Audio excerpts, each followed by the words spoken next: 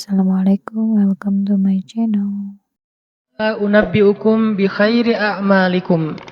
Maukah kalian aku sampaikan, aku kasih tahu amal yang paling baik yang bisa kalian lakukan. Amal yang paling baik. Wa azkaha inda malikikum. Dan kedudukannya di sisi Allah adalah amal ini adalah amal yang paling suci. Artinya udah pasti diterima oleh Allah. Nggak ada yang tertolak sama sekali. Dan Allah suka banget dengan amal ini. Karena disebut dengan suci berarti Allah suka. Karena Allah maha suci, maha baik, maha sempurna. Dan mencintai kebaikan ataupun kesucian. Wa azkaha inda malikikum wa arfa'iha fi darajatikum. Dan dia menjadi amal yang paling tinggi mengangkat derajat seseorang. Jadi kalau kita ngerasa hidup kita nih sering diremehin orang, kalau kita tuh ngerasa kita tuh joker banget ya, tahu banget rasanya diremehin, dicela, dihina, nggak dianggap, apalagi dicuekin, dan seterusnya, perlakuan-perlakuan merendahkan dari manusia, dan kita ingin dihargai nih. Kita pengen dimuliakan, kita pengen dianggap sama orang lain, sama teman kita, sama geng kita, sama masyarakat. Maka kata Nabi, wa arfa'iha fi darajatikum. Amal ini paling tinggi mengangkat derajat kalian. Sehingga siapa yang mengerjakan amal ini, maka insya Allah dia akan menjadi orang yang sangat mulia, orang yang sangat dihargai, orang yang sangat dikagumi, orang yang sangat disegani. Arfa'iha fi darajatikum wa khairin lakum min infaqiz zahabi wal fiddah. Ini lebih dahsyat lagi. Amalan ini lebih baik daripada kalian menginfakkan emas dan perak. Lebih baik daripada menginfakkan emas dan perak. Siapa di antara kita yang pernah sedekah emas sekilo? Gak ada yang pernah, termasuk yang nanya. Mana pernah kita sedekah emas sekilo? Yang seharga sekarang berapa sekilo emas? Enggak jualan Ustaz. Berapa? Kurang lebih 700 juta? 600 ya? 600-an juta. Ternyata ada pedagang emas di belakang. Sekarang harga 1 kilo emas 600-an juta misalnya. Siapa dari kita yang pernah berinfak 600 juta dan itu berkali-kali dalam satu hari? Bukan berkali-kali dalam setahun, berkali-kali dalam satu hari. Sekilo. Tar siang, sekilo. Sore infak sekilo. Malam mau tidur sekilo lagi. Sehari 5 kilo. Dan bahkan bisa puluhan kilo, ratusan kilo. Sehingga Nabi mengatakan wa khairil lakum min infaqiz zahabi wal fiddah. Lebih baik bagi kalian, bukan sama, lebih baik daripada berinfak dengan emas dan perak. Makanya Nabi mengatakan khairi a'malikum, sebaik-baik amal, sebaik-baik perbuatan. Wa khairil lakum, ini ada yang lebih dahsyat lagi. Wa khairil lakum min antalqau aduwakum fatadribu a'naqahum wa yadribu a'naqakum.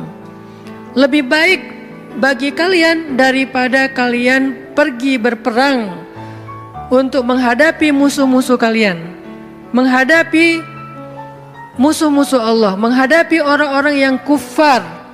Lebih baik daripada kalian berjihad, lalu kalian bertemu dengan musuh kalian, fatadribu a'naqahum, sehingga kalian menebas batang leher mereka, au yadribu a'naqahum, atau mereka yang akan menebas batang leher kalian. Apa maksudnya? Lebih baik daripada jihad dengan dua kemungkinan.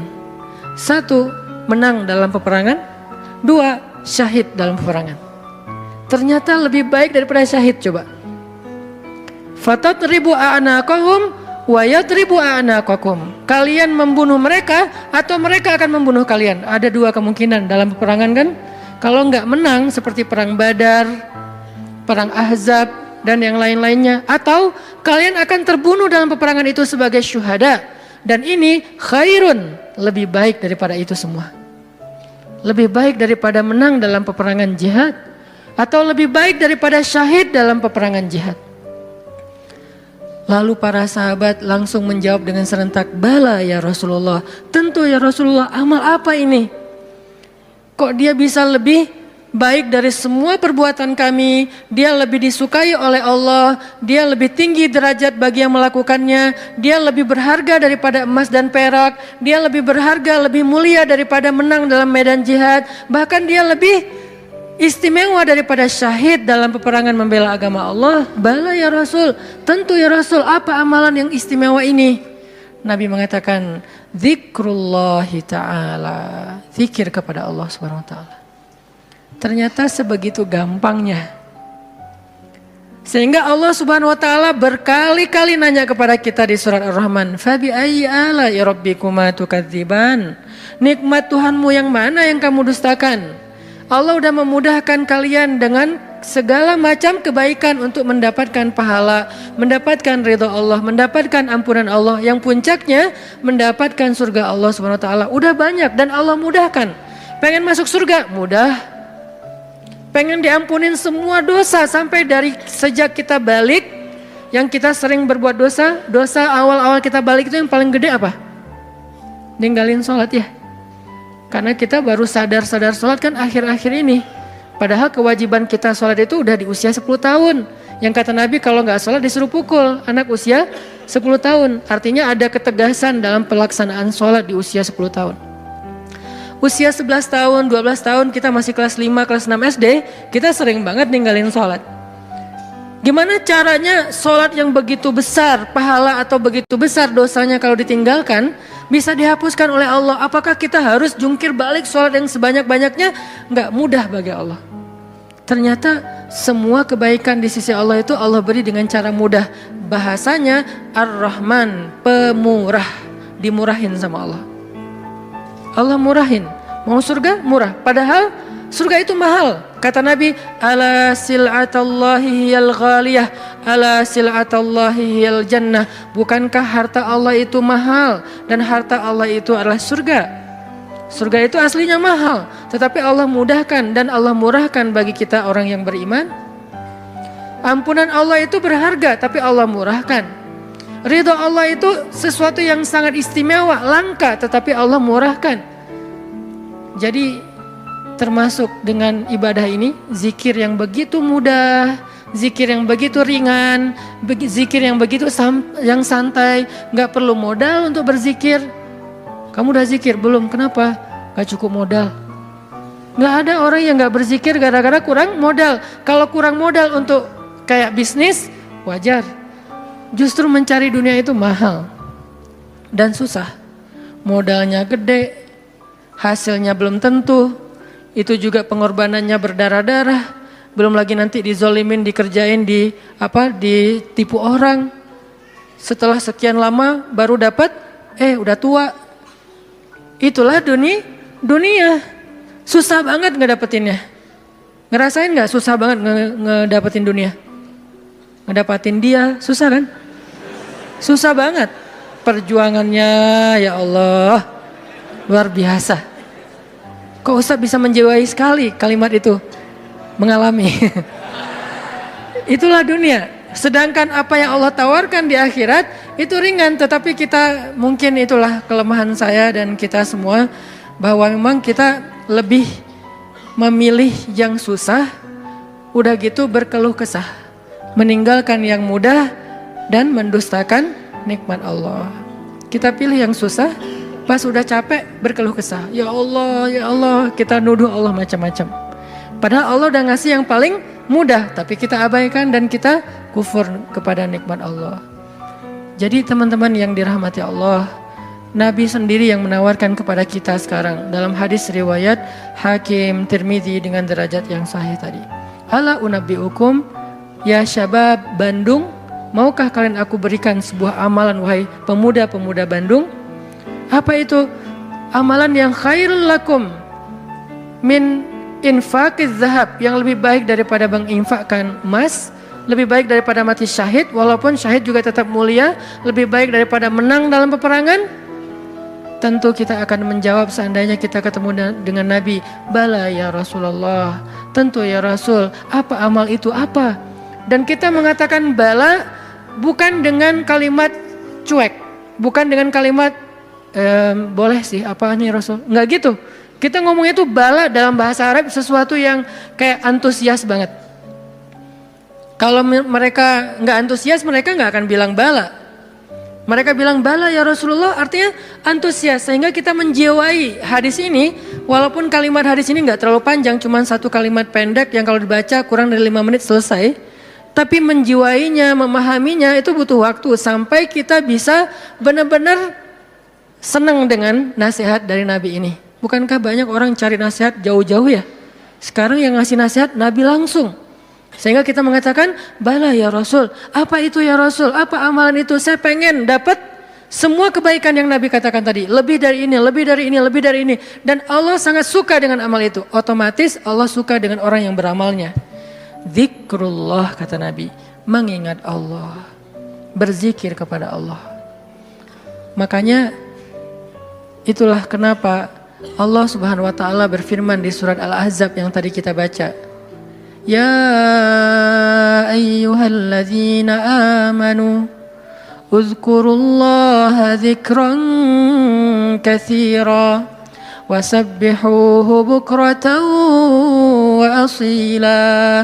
Wahai orang yang beriman, ingatlah Allah, berzikirlah kepada Allah dengan zikir yang sebanyak-banyaknya. Kenapa? Karena zikir itu ringan. Allah gak nyuruh kepada kita sesuatu yang berat. Allah belum bilang jahidul kuffar, perangilah orang-orang kufur. Allah baru mengatakan anfiqu min amwalikum, sedekahkan harta kalian, min amwalikum, sebagian dari harta kalian. Enggak. Itu mungkin buat kita masih butuh waktu belajar. Sekarang Allah mengatakan uzkurullaha dzikran katsira, ingatlah Allah, sebutlah Allah, zikirlah kepada Allah sebanyak-banyaknya. Kenapa? Lebih baik dari semua tawaran-tawaran yang itu. Allah kalau nawarin kita untuk jihad, kemungkinan besar kita akan mencari-cari alasan. Dan orang yang mencari-cari alasan dari kewajiban berjihad apabila sudah wajib, maka dia udah jelas sifat kemunafikannya. Baca nanti di ayat-ayat tentang jihad, surat At-Taubah, surat Al-Anfal, termasuk surat Al-Ahzab. Ada banyak cerita-cerita tentang jihadnya Nabi. Dan sebagian besar orang yang menolak atau mencari alasan untuk enggak ikut sama Nabi, itu tuh udah pasti terlihat jelas kemunafikan pada diri mereka. Sehingga Allah menggolongkan mereka termasuk orang munafik. Allah marah kepada mereka sehingga menyebutkan dengan kalimat kabura maqtan indallah. Allah marah sekali dengan kata-kata mereka. Di dalam surat yang lain dikatakan mereka itu termasuk orang-orang yang pendusta. Mereka bilang inna buyutana aurah, rumah kami sedang ada banyak masalah ya Rasul, mohon maaf kali ini gak bisa ikut. Yang lain mengatakan anak saya sakit ya Rasul, maaf gak bisa ikut. Yang lain mengatakan saya kurang enak badan ya Rasul, maaf gak bisa ikut. Semua alasan yang mereka katakan, Nabi hanya bilang ya sudah. Tapi Allah mengatakan aku tahu isi hati mereka dan mereka orang munafik. Berat soalnya perintah jihad itu berat. Alhamdulillah kita di Indonesia gak ada kewajiban berjihad, soalnya penjajah kita sudah pergi dan diusir oleh para pahlawan kita. Coba kita masih hidup di zaman Belanda atau Jepang atau Portugis, maka kita semuanya wajib berjihad membela tanah air. Alhamdulillah udah merdeka, jadi kewajibannya bukan lagi jihad, lebih ringan dikit, dakwah. Tidak perlu mengangkat senjata, cukup kita mengajak kepada kebaikan. Karena seandainya perintah jihad itu muncul di tengah-tengah kita sekarang, kemungkinan besar kita akan mencari 1001 alasan. Ada yang alasannya saya masih kuliah lah, ada yang alasannya saya belum nikah lah. Memang ada alasan gak bisa berjihad gara-gara belum nikah. Ustadz, nanti kalau saya syahid terus saya belum, statusnya masih jomblo gimana Ustadz? Gak usah dibahas sekarang. Hampir kepancing. Artinya ya kalau seandainya perintahnya adalah jihad, kita mungkin termasuk orang-orang yang anulir di awal waktu, udah langsung dicoret, gak masuk. Kalaupun kita mau, tetap gak diizinkan. Kenapa? Gak cukup syarat. Pegang senjata gak pernah, Baru jalan 100 meter udah ngos-ngosan. Gak makan sehari udah lemes. Ya, gimana mau jihad? Padahal jihad itu fisiknya luar biasa. Gak tidur berhari-hari. Apalagi, ya tanya aja ke teman-teman dari militer lah. Latihan aja udah seberat itu, gimana menghadapi musuh. Kita mau berangkat pun gak diizinkan karena gak memenuhi syarat. Itu perintah jihad. Ternyata ada yang lebih baik daripada jihad. Zikrullah. Perintah berinfak. Kata Allah, berinfaklah dengan harta terbaik. Lan tanalul birra. Tidaklah sempurna kebaikan kalian hatta tunfiqu mimma tuhibbun. Sampai kalian berinfak dengan harta yang paling kalian cintai. Langsung kita ingat, harta yang paling saya cintai. Udah belum kita berinfak dengan harta yang paling kita cintai? Ada yang baru beli mobil sebulan yang lalu. Ini yang paling saya cintai. Anak masuk ke mobil, awas, sendal, sepatu. Gak boleh kotor mobilnya. Cewek baru beli apa misalnya? Kosmetik. Infak kosmetik. Atau baru beli rumah dikasih sama suaminya. Rumah baru banget. Baru naik ke sofa, jangan ini kotor. Sofanya dijaga, gak boleh kotor. Apalagi kita baru beli sesuatu yang paling berharga buat kita, harta yang sifatnya materi. Maka kata Allah, tidak sempurna infak kita sampai kita pernah, walaupun gak apa-apa, gak usah sering-sering, pernah menginfakkan harta yang paling kita cintai. Berat pasti, karena infak kita itu baru harta yang sisa. Kelebihan harta, bahasa lembutnya. Kalau bahasa vulgarnya, sisa. Infak makanan, sisa. Infak pakaian, sisa, giveaway. Apalagi infak uang sisa, receh. Jadi infak kita tuh masih infak sisa. Baik Ustadz, baik, tetapi belum sempurna.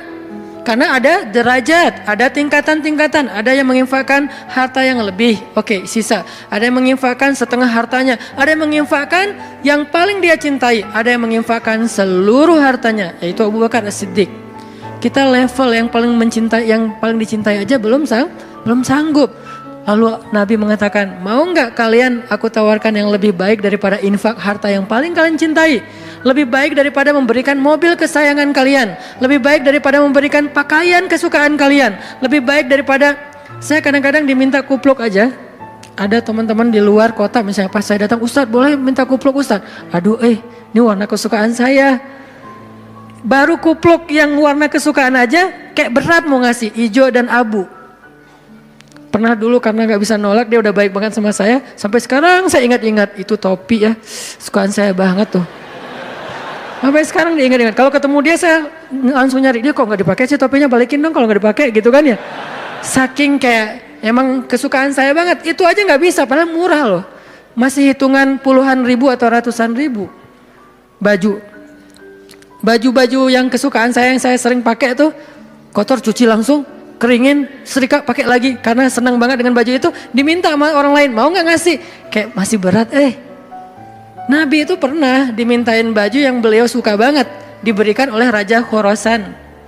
Beliau pakai baju itu kayak sweater, karena baju musim dingin, beliau pakai kayak sweater gitu, keluar rumah, tiba-tiba kata seorang laki-laki di jalan, ya Muhammad bajunya bagus banget, boleh minta nggak? Orang Badui, terlalu jelas ngomongnya, to the point. Muhammad tuh bajunya bagus banget, boleh minta nggak? Nabi langsung senyum, kamu suka? Ya, langsung dibuka sama Nabi, dikasih. Nabi pulang dalam keadaan gak pakai baju. Coba, dingin-dingin.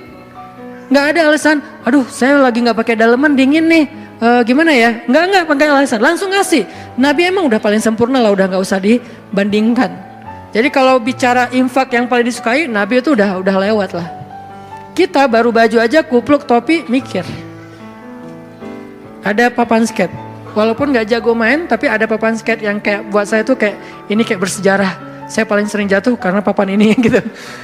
Terus kalau ada yang Ustadz mau gak giveaway papan skate untuk donasi atau apa, itu masih mikir lama. Ya udah deh, yang ini aja deh. Ada 3 misalnya, ngasih yang jarang dipakai. Masih gitu coba. Nah sekarang Nabi bilang, mau gak aku tawarin sesuatu yang lebih istimewa daripada kamu berinfak dengan semua barang kesukaan kamu. koleksi kesukaan kamu. Ternyata ada yang lebih istimewa. Apalagi? Barakallah. Infak, Terima jihad, kasih sudah menonton. syahid, dan yang lain-lainnya.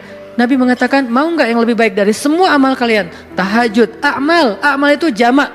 Tahajud, puasa Senin Kamis, infak, jihad, tilawah, dan seterusnya. Apa ya Rasul? Zikrullah. Barakallahu fikum. Terima kasih sudah menonton.